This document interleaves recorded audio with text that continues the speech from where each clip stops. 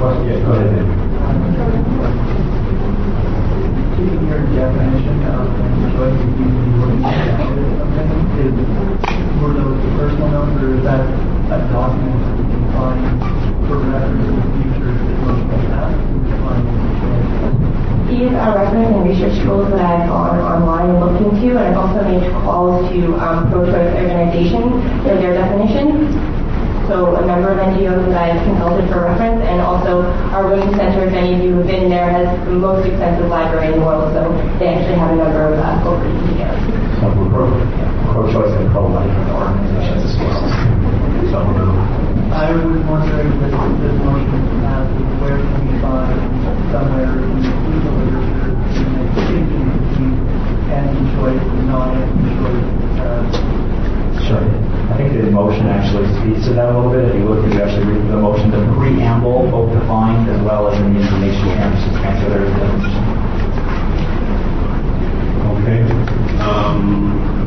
That might be. Yeah, Ben Carr, I just want to also mention I'm pro-choice, and it's important to recognize in the gallery today that there are many independents that are pro-choice or against the motion. So, my question, Mr. Moderator, to the executive that how do they not feel that discrimination, or in fact morally wrong for a student of this university, hypothetically a Roman Catholic student whose church believes in their doctrine and advocates for pro-life, how is it morally fair or responsible that a student is forced to financially contribute to something that goes against what they say? So financially contribute towards? Well, it would be $70, $100, $200 a year that students pay towards CUSA that goes toward funding for these kind of things. Yeah, well, the thing is that this does not mandate a certain way of thought or a certain way of action. It doesn't even express like that everybody who's a member of CUSA has to be pro-choice.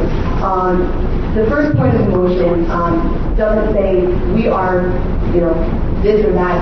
It says that we respect an individual's right to choose their options in the case of pregnancy. All right? And then the second part is talking about anti-choice activities. We're not accusing anybody of being anti-choice, especially not any of our current clubs. We're not mandating that everybody has to support the anti-choice.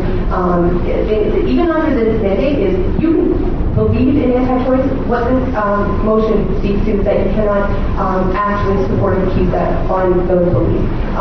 The Roman Catholic Church, if they are pro-life, can continue to hold those views and speak of those views.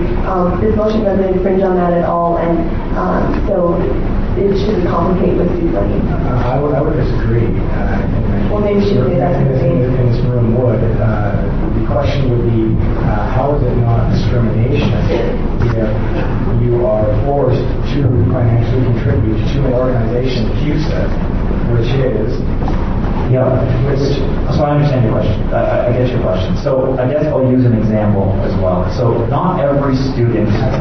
Sorry, you want more? I want to finish because I know I'm going to have a chance to answer your answer. Okay, go ahead. You spoke earlier about CUSA, the executive earlier, about non-infringement on the religious rights and religious views of Carleton students. This motion does just that. And I was wondering, in the future, if this motion does pass, what steps can students who feel discriminated upon and in fact threatened, whether it be morally or in any other way, do to solve those matters? So I disagree. I don't think it actually infringes on those rights at all. I think that we're talking about two very different things here, being discrimination. And so the whole point of why this motion is being brought forward is talking about an anti-choice position. And so you're saying that religious groups may feel that CUSA is not representing them properly. And my question is, if the motion passes, what can people who feel discriminated upon by this motion, which they do, it doesn't matter if you just which they do, what can they do to seek a solution to this problem? What will the follow-up debate be?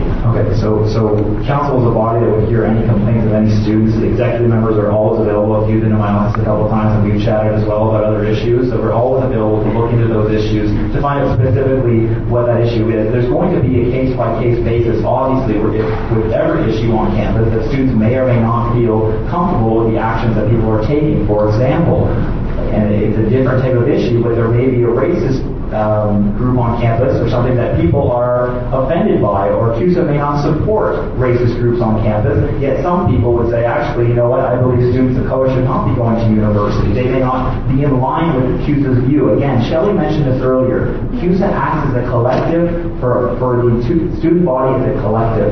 Individuals' concerns obviously should be able to be brought forward, but in meandering through every single individual student issue, it's going to be very difficult. You never get any consensus on any policy to move forward with that sort of thing, to appease every single individual. You have to move forward as a collective and address individual concerns on a need-by-need basis.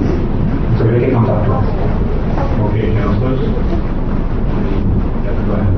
There has been a reference recently to the definitions of anti-choice that have been found both in the pre-ambulatory clauses and in the information transfer in the statement. And I believe that the reference that is being made is to, an anti-choice group would be one that to limit or remove a woman's right to choose her options. My question is, would